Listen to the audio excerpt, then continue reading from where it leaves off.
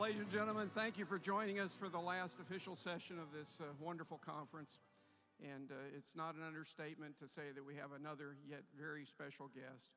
We have, of course, Mr. Jeff Bezos with us today and General Larry Spencer, former Vice Chief of Staff and AFA's President. General Spencer, over to you, sir. Well, thank you. And thank you all for being here again. And special thanks to you, Mr. Bezos, who really appreciate you taking the time to come spend a little bit of time with us. Thank you. I'm really delighted to be here. So, I have a wife that spends a lot of money. And I live in the D.C. area. And I could be looking for a job soon. So, any announcements you want to make about your headquarters?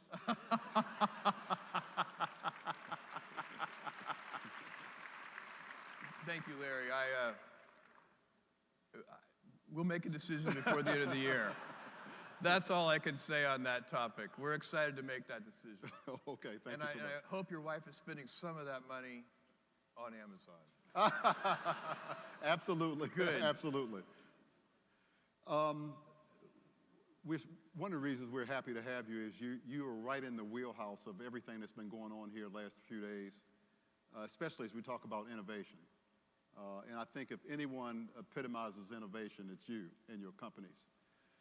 So a lot of questions that have come up the last few days is, how do you encourage employees to be innovative? We've talked a lot here about the frozen middle, how folks will have ideas and they can't get them through. Yeah. A lot of folks are worried about the risk, what's going to happen if I make a mistake. How do you encourage your employees to be innovative? Well, this is a fantastic and important question. To be innovative, you have to experiment. If you want to have more invention, you need to do more experiments per week, per month, per year, per decade. It's that simple. You cannot invent without experimenting. And here's the other thing about experiments. Lots of them fail. If you know it's going to work in advance, it is not an experiment. And what happens in big organizations, Amazon's a big organization now too, the Air Force is a big organization, is that we start to confuse experimentation with operational excellence. So operational excellence is one of our 4 key principles at Amazon. We're building a fulfillment center. We've built over 150 large fulfillment centers around the world now. We know how to do that. That is not an experiment. If we build the 151st fulfillment center and screw it up, that's just a failure. That's not the kind of failure we're seeking. We want failures where we're trying to do something new, untested, never proven. That's a real experiment, and they come in all scale sizes. So you need to teach people that those 2 kinds of failure are different. And you need to have, you said something about that hard middle where ideas don't go up. I think this is such an important thing. At Amazon, one of the things we try to do is have multiple paths to yes. And so here's a little thought experiment for you. If you are a junior executive at Amazon, and if Amazon did this in the typical kind of corporate hierarchy way, you had an idea. You need to get your boss to greenlight that idea, and then your boss's boss needs to greenlight that idea, and then your boss's boss's boss needs to greenlight that idea. There are probably 5 levels or more before that idea gets the go-ahead. Assume instead that you're an entrepreneur with a startup company idea and you need venture capital. You go to Sand Hill Road and you go to the first venture capitalist and they tell you no. And you go to the second one and they tell you no. Maybe your 20th one tells you yes. You got 19 no's and 1 yes, and you're still good to go. So that venture capital model there's multiple paths to yes. There were 20 people who could give you a yes, and it didn't matter how many gave you a no. So if you want innovative thinking, you have to think about how can we you want a large number of high judgment people empowered to greenlight things. You want multiple paths to yes. And you want a system where, as a junior Air Force officer with a good idea, the first 5 people tell me no, and somehow I can still go pursue that idea. So you got to figure it. That's an organizational challenge that big organizations have to figure out a way to do. And by the way, I get, this happens all the time. I'll say, I don't think that's a good idea, but somebody else will greenlight it. And I'm fine with that, because usually the cost of the experiments is pretty small. Things only get expensive when they work, right? Once something works, you're like, whoa, we need to double down on that. Now, then the spending can get heavy, and then those become big consequential decisions, and that's where the hierarchy and using the judgment of the most senior people to me, this really helps. Sure. You also have to select people who like to invent. So that's the other, when you're in your hiring and your promotions process, you need to say, is this person like to be innovative? Do they have a bit of a pioneering spirit? Maybe they're also a little bit annoying because they might be, a little bit radical or a bit of a rebel. They're not always the easiest people to get along with, but you want them in your organization. And maybe Mavericks. Let me follow up on that. They're a spice. Sure. I wouldn't recommend having 90% Mavericks. Exactly. And let me follow up on that, because what I found, at least in my military career, is that oftentimes Mavericks, as you mentioned, are not welcomed. Yes. And one of the phrases I really didn't like when I came up, as I was in the Air Force, was, if it ain't broke, don't fix it. Right. Well, that doesn't mean you should make it better. Yeah, and by the way, your adversaries may be making it better. Exactly. So how do you handle these Mavericks? That, how do you protect them from the institution destroying them? Well, I think that has to be culture. You have to teach the value that these people bring, but also I would push hard on the Mavericks to say you also have to be organized. You can't just be a crazy person. So it's fine to be a maverick, but write your ideas down, sure. Sell your ideas, persuade, create the conditions where the ideas can blossom. You can't get anything done if you're not, if you're just purely a creative person with 0 organizational skills, you're probably not going to get much done. Sure. So I would push back on the organization and say, look, these people have an important role to play. And by the way, all of us are a little bit maverick. So it's not like there are these people that were born mavericks. I don't think so. We all have this inside of us. If you look at kids, they're all inventive. They're all doing crazy things. I actually saw one time one of my kids put a square peg in a round hole. And as he was doing it, I was thinking, that's never going to work. And then it fit. And I was like, gosh, that's amazing. And so little kids try things, and we all do that when we're little, and some of us lose it. You need to have, one of the great paradoxes of inventing at a high level is that you need to be an expert in your domain area, and you need to have a beginner's mind. You absolutely need both of those things. The world is too complex to actually just be a beginner. So, I can't, no matter how inventive I am, I can't go invent a new kind of brain surgery. You have to be a neurosurgeon. You have to already know all there is to know about brain surgery and then take it to the next level.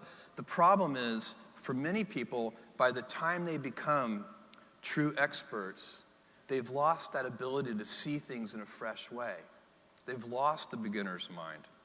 And so that's another thing. You always need to be stepping back and saying, if I'm an expert in launch vehicles or whatever it is, I need to step back and say, okay, if I were looking at this for the first time, what would I be seeing and noticing? These are just some of the things you need to do to be innovative. Sure.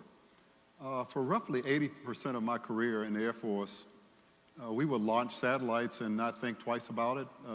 Space was considered a sanctuary. Obviously, that changed. So what do you see as the biggest challenges or risk in operating in the space domain?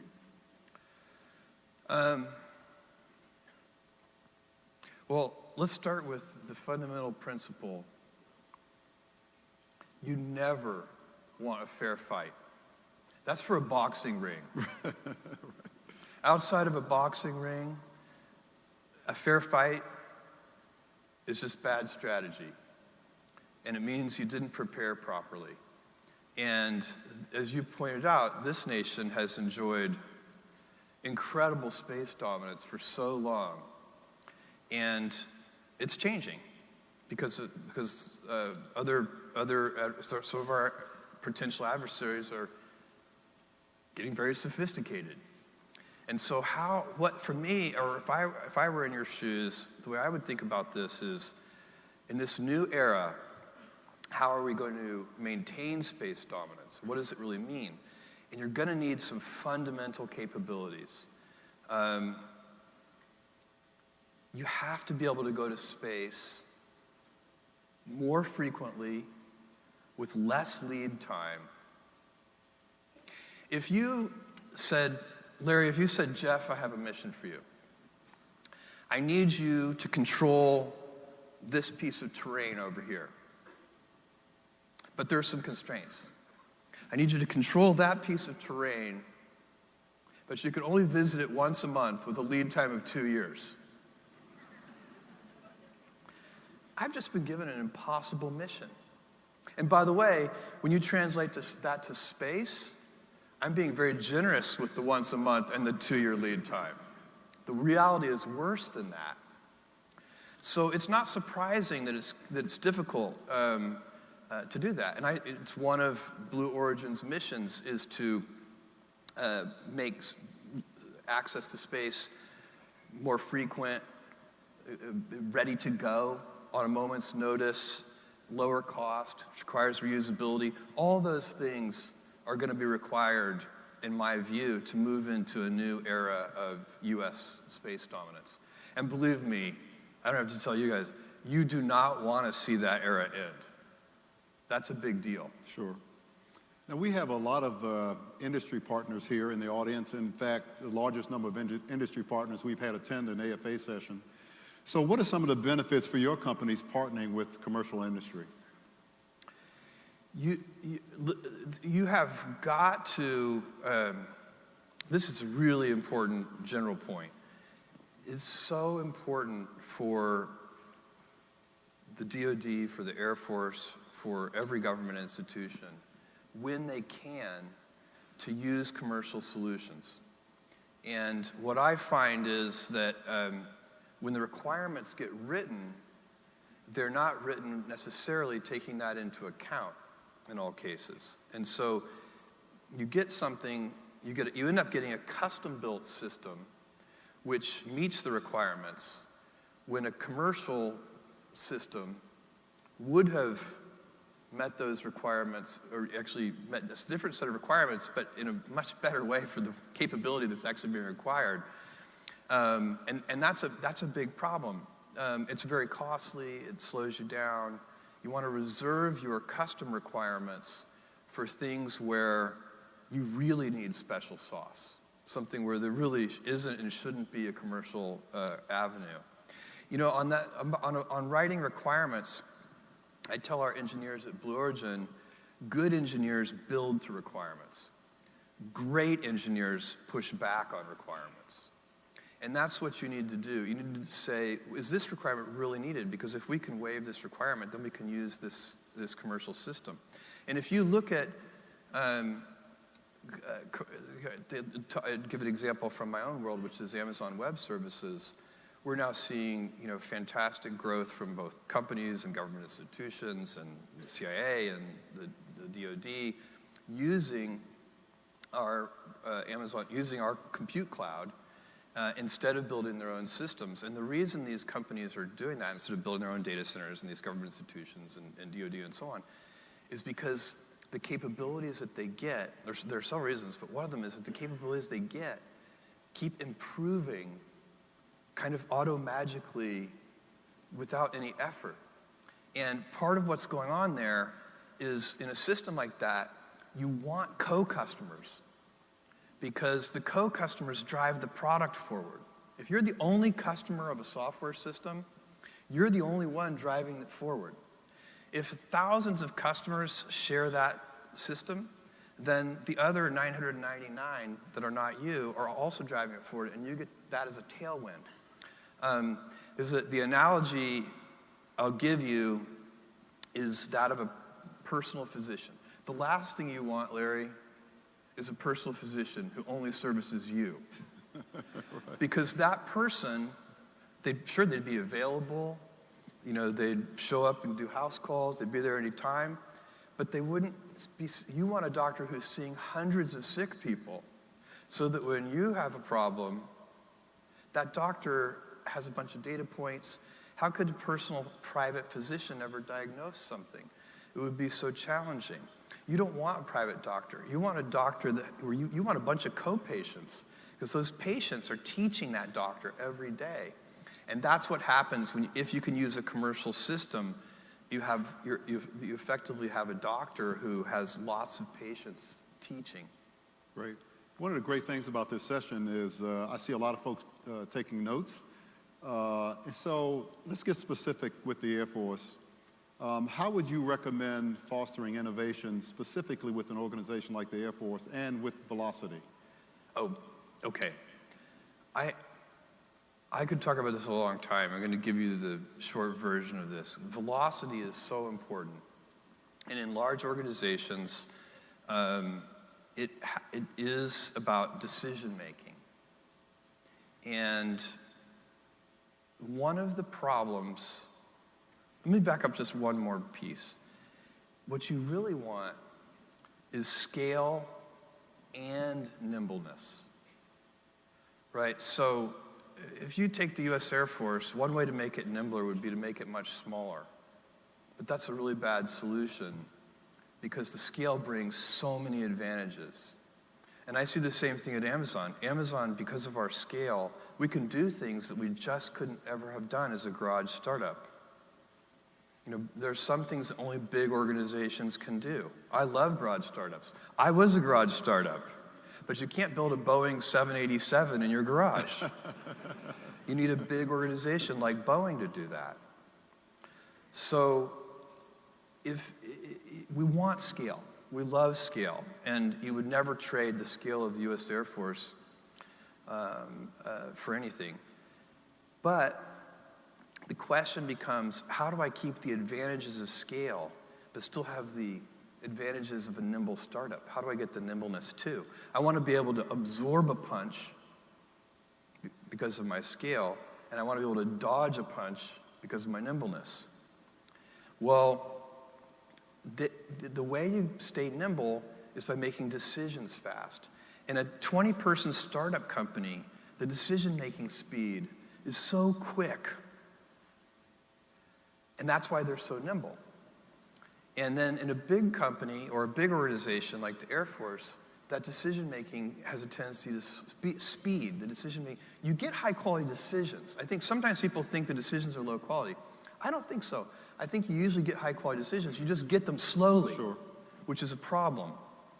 And so the way to fix that in a large organization, this is what we do at Amazon, is we acknowledge that there are two types of decisions.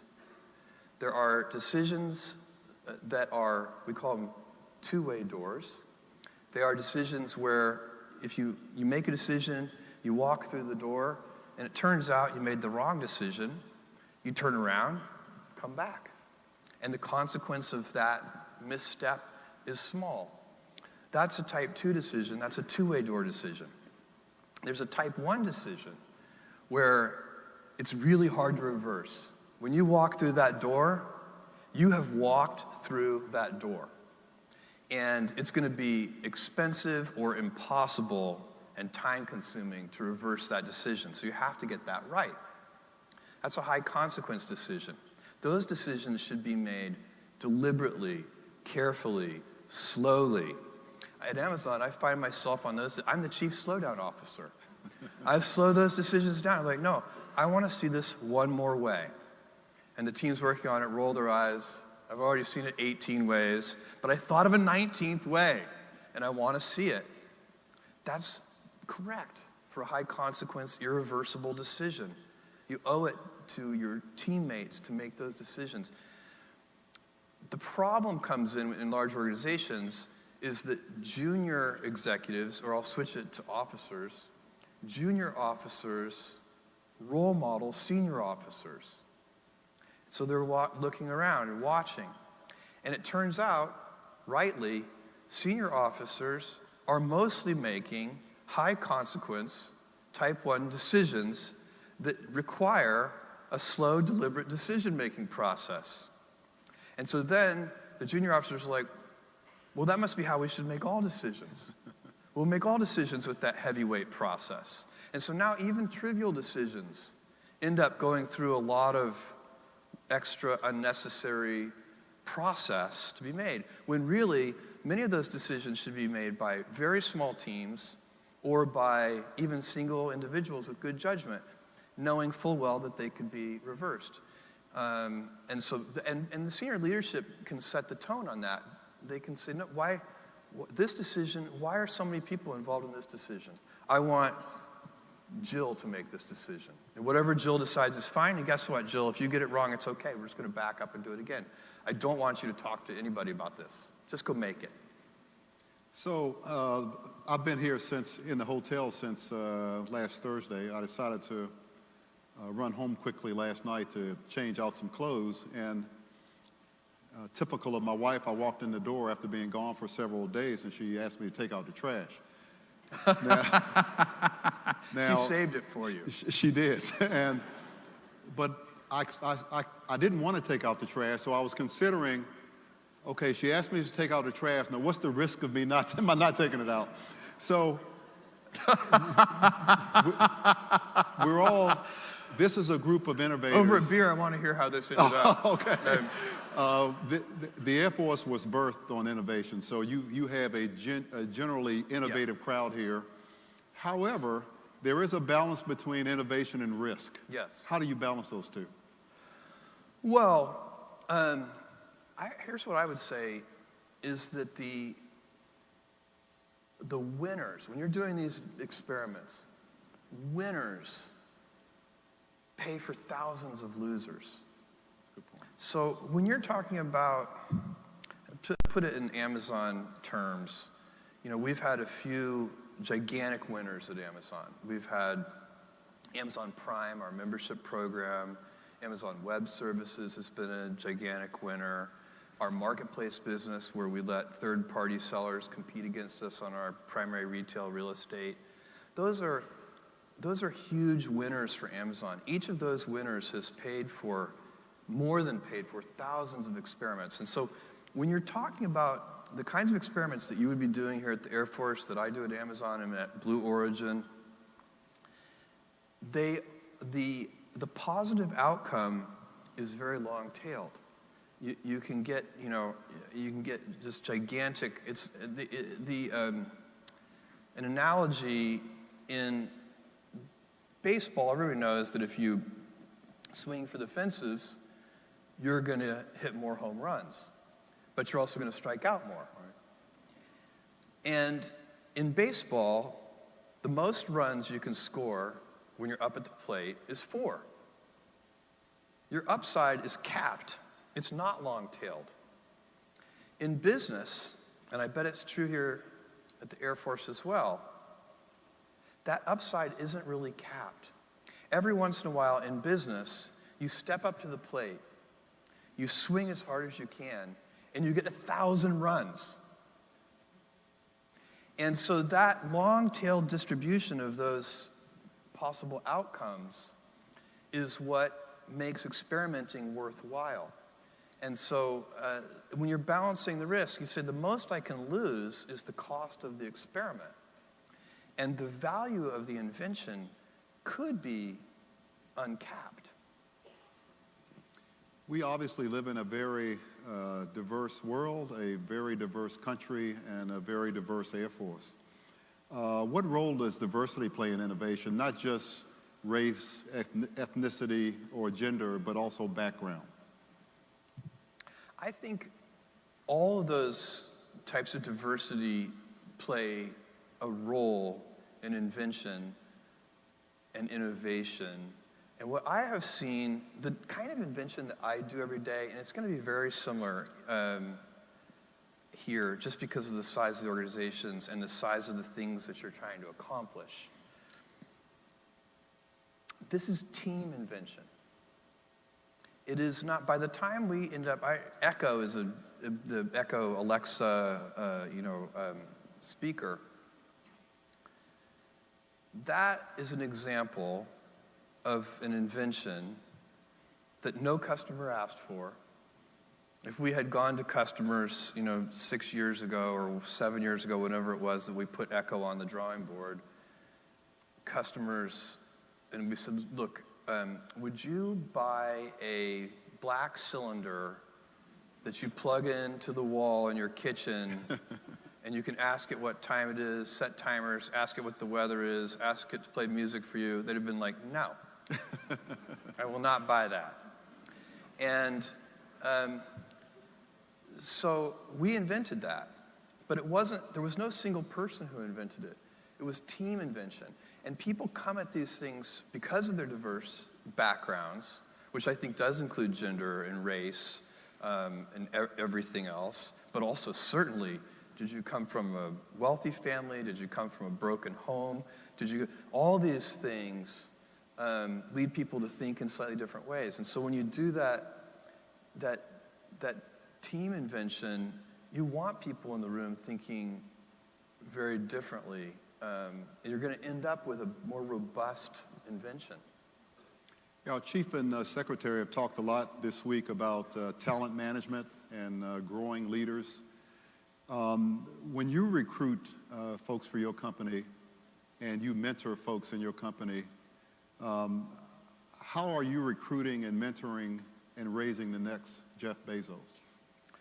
Well, it depends on the seniority of the person you're talking about. I teach a senior leaders class at Amazon, which I enjoy, and there I teach a bunch of different things. But one of the things that really resonates with the folks that I teach there is stress management.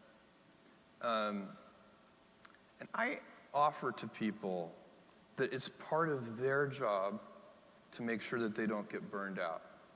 And I point out to them, I'm a member of the Business Council, and I meet with lots of other kind of Fortune 500 CEOs from time to time. And I often hear them talking about how stressed they are, and there seems to be, I think, this idea that if the more senior you are, the more stress you should have. I think that's the opposite. Because the more senior you are, the more control you have over your environment. To a large degree, you get to pick who your senior staff is. To a large degree, you get to pick your schedule. To a large degree, not 100%. Nothing's 100% in this world. To a large degree, you get to decide how you interact. Do you like to do lots of one-on-ones, or do you like to have small group meetings? You have, as a senior executive, you have a lot of control. And what I find is sometimes people forget that they have that control as a senior executive or as a senior officer. They forget that they can construct, to a certain degree, their work environment every day. So, one of the things I try to do is I try to preserve some time that's unscheduled, because I realized, this is several years ago, I realized that hard work never stresses me out, but being overscheduled does stress me out. And so I started working on, okay, what are the ways that I can be less scheduled? So I want to have a series of meetings that are just on standby, that I can do whenever I want. Most speaking engagements that I do, not this one, but most speaking engagements that I do, I say, I can't do it unless I can tell you the day before. And if I can tell you the day before, there's probably a 50% chance or better that I can do it, but I don't want to let you down by canceling. And if I put this poll in my schedule, I know by the time the date arrives, I'm going to regret it. By the way, the weird thing that happens when I do that is I find I'm really excited to say yes and to go do it. So it's because that's some kind of, human nature, that you don't want to be forced into things. You want to know that it's your choice. And so senior leaders have more choice. The other thing that I try to teach in that regard is I get asked by people at all age ranges, all levels of seniority, what do I think about work-life balance? And my view on work-life balance is that I prefer the phrase work-life harmony. to me, balance implies a strict trade-off. And I have seen situations where people they have all the time in the world. Maybe they're out of work. They have lots of time. They have all the time in the world, and they're so stressed that they're actually terrible at home. Everybody at home is like, boy, I sure wish you'd get a job. My sister-in-law says, for better, for worse, but not for lunch. And so it's you really want harmony. You want if you're happy at work, if you're finding meaning in your work, if you are, it can be hard. They call it work for a reason. It's not going to be fun all the time. That's a pipe dream. None of us enjoys every minute of every day. And to have that kind of idea would just be naive. But there should be fun at work. You should be laughing. There should be moments of joy. And if you're getting energy from work, instead of your work draining your energy, then you're going to come home and you're going to be a better mother, a better father, a better wife, a better husband, all of those things. You're going to want to take out the trash. And so, even before being asked, that's what's going to happen, Larry. She's going to say, who is this guy? And so, you really need to, I think if you're starting to get to the point where you are worried about work-life balance, I would challenge you to think, is just something out of whack? It's probably not the hours. Look, if you're working 120 hours a week, you're also doing something wrong. That's too much. It's not sustainable. Maybe you can do that for a week or two, but that's it. But if you're working, 60 hours a week, that's completely sustainable for most people. And if you're burned out by it, it's not the number of hours. It's that you're doing something wrong. You need to figure out what it is, because you're going to take that home, and then your home life is going to be stressful, and then you're going to bring that back into the office. So it's going to be a negative spiral, and that spiral will also be a positive one as soon as you turn it around. Okay, great. Now, I've only known you for a few minutes, but just talking to you in the green room, it's obvious that you like to have fun. Yes. So how do you create fun for your companies, the folks that work for you? Larry saw me eat a hamburger in the green room in about 45 seconds. What do I do? That was fun, by the way. Like that. I'm sorry, I missed the question. How do you create fun in your work environment? Yeah, well, a couple things. First of all, I think that the work itself should be fun. So it's also great to layer on fun. I mean, if I think about the people that I work with, we have dinners together, we have Super Bowl parties together, we have impromptu concerts together. We do a lot of fun things. But the real thing is when you're in the meeting and you're going through the important topics of the day or of the year or of the decade, whatever you're working on, is that fun? And there are these people, when they walk in the room, they bring energy. That person walks in the meeting and everybody gets a little lift. Those people are worth their weight in gold. And by the way, there is another kind of person who, when they walk in the meeting, and you all know this, you feel it. As soon as they walk in the room, it's very deflating. Everybody is like, oh. And don't be that guy. Figure out how to be the first guy. The person who, when you enter the room, everybody is kind of excited. It's not that hard. Every meeting, you should start with some encouragement and end with some encouragement. You can tell people very candid truths in the middle of the meeting that they don't like and don't want to hear. But you can end it on an up note, and you can say, and you can also just say, look, we screwed this up, and we all know it.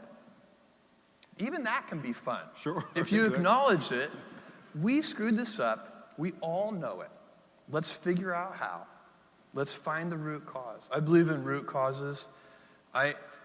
Finding root causes, fixing root causes, slow is smooth and smooth is fast, Everything I have ever succeeded at in life is because of that philosophy. Sure. There are a couple of things that are certain in life. We've all heard death and taxes. But there's a third one that I'm pretty confident about, and that is your bank account is quite a bit larger than mine. So with that in mind, so not much keeps me up at night. Yeah. I would like to have that problem, actually, but I don't. But what keeps you up at night? Well, I sleep extremely well. So just to put that out there, I am, even when I'm worrying over issues, it doesn't stop me from sleeping. I'm a gifted sleeper. But I know the way in which you mean the question. And at Amazon, because it is such a big company now, and it's grown so quickly. So I started the company in 1995. We opened our doors, so 23 years ago. I'm delivering all the packages to the post office myself. I don't know if you know anything about my personal background. You know, I was not born with a silver spoon in my mouth. My mother was pregnant with me in high school in Albuquerque, New Mexico. And believe me, in 1964, it was not cool to be pregnant in high school. My grandfather went to bat for her to keep them. They tried to kick her out of high school, and my grandfather said that you can't do that. It's a public school. She gets to finish high school. And the principal finally capitulated, but he said his terms were that my mom could not do any extracurricular activities or have a locker. My grandfather, being a wise guy, was like, done, we'll take that deal. So she finished school. My dad is a Cuban immigrant, and like most immigrants anyway, he loves this country even more than those of us who were born here. And so I started this company, and I'm driving the packages to the post office myself. My big dream is that we will one day be able to afford a forklift. And I'm just trying. It was a tiny, tiny company. Today, it's almost 600,000 people. It's a very large company. And so the answer to your question, you know, metaphorically, what keeps me awake at night, I worry about somehow losing our way with respect to our culture. Our culture is four things: customer obsession instead of competitor obsession, willingness to think long term, longer investment horizons than most of our peers, eagerness to invent, which of course goes hand in hand with failure. You have to. And then finally, taking professional pride in operational excellence. The professional pride part is so important because 90% of what all of you do, nobody ever sees. It's inside the work. People see something finished, but they don't see what's inside it. Only you see that while you're doing the work. And those things can't be great since nobody's seen them. Nobody's inspecting it. You're not going to get any credit for it. The only thing that's going to make you have high standards on that piece of the work that nobody's ever going to see is your own professional pride and operational excellence. Those are the four cultural attributes that are at Amazon. We use the same ones at Blue Origin. We use the same ones at AWS.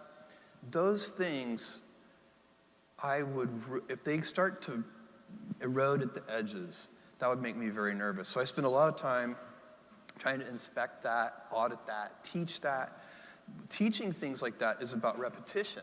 Senior leaders need to be broken records on the things that are important to the organization.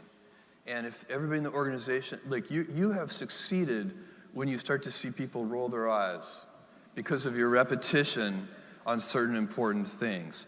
Because senior leaders don't have to do a lot of things. They have to pick a few big ideas and enforce tough execution against those big ideas. And that requires a lot of repetition. Unfortunately, our time is going by a lot faster than I thought. I could stay here all day, and I'm sure the audience could too. I think you have a couple of videos you want to show. I do. I have like 2 or 3 minutes of videos if you want to see and then them. I've got one last question after the video. Okay, let's roll the, I mean, you can roll them in any order you want, and I'll just talk to them if I can see them. Go ahead, do the New Glenn one first. This is an animation of New Glenn. Okay, the New Glenn is our orbital vehicle. It's 3.85 million pounds of thrust. In terms of thrust, it's about half the size of Saturn V. This is the landing gear. There's 6 landing gears, so we have landing gear out capability. The booster is fully reusable and lands downrange on a ship. It's powered by 7 BE-4 engines. The BE-4s each have 550,000 pounds of thrust, and they're powered by liquefied natural gas and liquid oxygen. The strakes provide good cross range. It's the second stage. This has actually changed since this animation was made. We switched the second stage to liquid hydrogen using our BE-3U engine, which I'll show you a short clip of in a second. Now the booster is coming back in for a landing.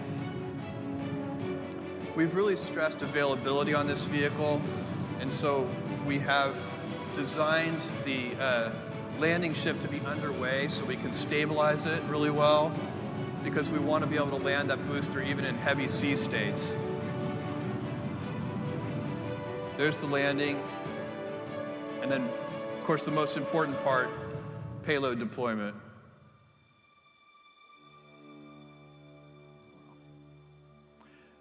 So thank you. There's a big team of people working very hard to make all of that come true in the very near future. Next year, I will invest just over $1 billion in that program. If you play the, it doesn't matter what order, play the BE-3 video, I guess, or whatever. Whichever one you play, I'm going to talk about. All right, here's the BE-3. This is a very short video. BE-3U, this is a truncated nozzle version of the BE-3U. It's based on our BE-3PM engine, which is our new Shepherd engine, which is for our suborbital tourism market. This is the BE-4. This is the 550,000-pound thrust engine. It's ox-rich stage combustion, liquefied natural gas, liquid oxygen. The test program's going very well. The team's doing a great job. Let's do the new Shepherd video real quick. This just happened. This is testing our escape system. We'll be putting people in space this coming year.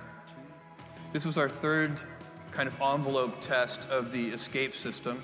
It's a solid rocket motor with 70,000 pounds of thrust that takes the crew capsule away from the booster.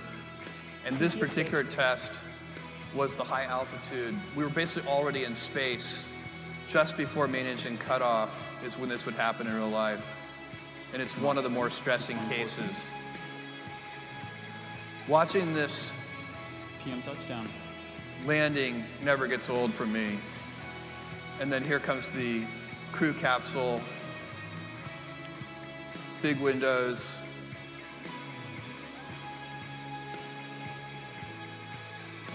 And that's the terminal decelerator system kicking up dirt there. And now let's show the landing, the manufacturing facility and the launch pad in Cape Canaveral. These are very short. This is a 650,000 square foot launch facility. That's a drone shot of it. It's up and operating now. As far as I know, we're one of the only launch companies actually building manufacturing right there on the Space Coast. You can go to the launch pad just to show that. Between these two facilities, this is our launch pad. We leased pad 36 at Canaveral. Between these two facilities, the manufacturing facility and pad 36, we've already invested about $1 billion in the Space Coast. So there you go. Great. Thank you so much for that.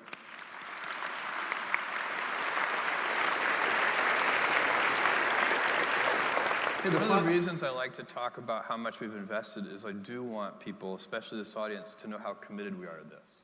This isn't something that is, we're in. Sure. The final question is, at the end of the day, in the Air Force, we're about leadership. Yeah. And most people will never get to be CEO of a major company. You're the CEO of multiple companies. So what 2 or 3 leadership principles, in your experience, have really helped you manage large organizations? Well, there are a bunch of them. I mentioned one of them earlier, which I think is the most important thing. If you're really talking about the most senior leader has to know what the big ideas are for their organization. I've talked about this, but I'll tell it. At Amazon, I know what the big ideas are. Low prices, fast delivery, and vast, huge selection. Those are the 3 big ideas. And those ideas are permanent in time. So because they're never going to change, we can put energy into them. And the energy we put in today is going to be paying dividends later. It's impossible to imagine 10 years from now, somebody in this room will come to me and say, Jeff, I love Amazon. I would just wish you charged slightly higher prices. Or, I love Amazon. I just wish you delivered a little more slowly. And same thing with Blue Origin. I know what customers want. These things the big ideas are so obvious. Lower cost, higher availability, more reliability. It needs to work every time. It needs to fly when you say you're going to fly. And it needs to be way cheaper. And then once you identify those big things, then you can build strategies around each of them. What's the strategy around low cost? It's reusability. And by the way, it has to be real reusability. Like the new Shepherd video that I showed you, that vehicle is designed for actual operational reusability. We don't take the thing apart and inspect it between flights. We fly it over and over. If you build a space vehicle that you have to inspect and in an intense way and disassemble and refurbish between flights, that's going to be more expensive than an expendable vehicle. It has to be real operational reusability. So what's the strategy for New Glenn on reliability? Well, one of them is one fault operative. Our entire architecture uses a one fault operative requirement. What about availability? There's a bunch of things. I showed you the landing ship being stabilized underway so that we don't have to worry about the sea states downrange. But there are others too. We have a requirement in New Glenn that launch shall not be delayed by any one sensor being out. So we have one sensor out should not affect availability. We can come up with, so basically once you identify the big ideas and you keep iterating on them and asking the team, what more can we do for availability? AWS has the same thing. Everybody who does cloud computing, what do they want? They want data security. Nobody's going to say, well, I wish my data was just a little less secure. They also want availability. They don't want their service to be down. These things. The great thing about the big ideas is you don't have to launch a research project to figure them out. You know what they are in your head already. That's how big they are. All you have to do is talk about them a lot and make sure that the whole organization is putting energy into them. Great. Well, Jeff, thank you so much. I can't tell you how much we've appreciated you being here. We know how busy you are. So thank you so much for taking the time to come and spend with us here at the Air Force Association. If I could just, if you do, could Sure. I say one? I'd just like to make one remark, which is, you get in life you can have a job, you can have a career, or you can have a calling. And if you have a calling, you've really made it. And I believe most of the people in this room have really made it, because what you're doing has meaning. And that matters. And I just want to thank you for that. I love it. Thank you. Thank you so much.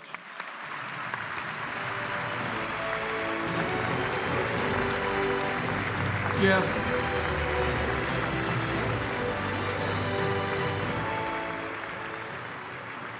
Jeff, General Spencer,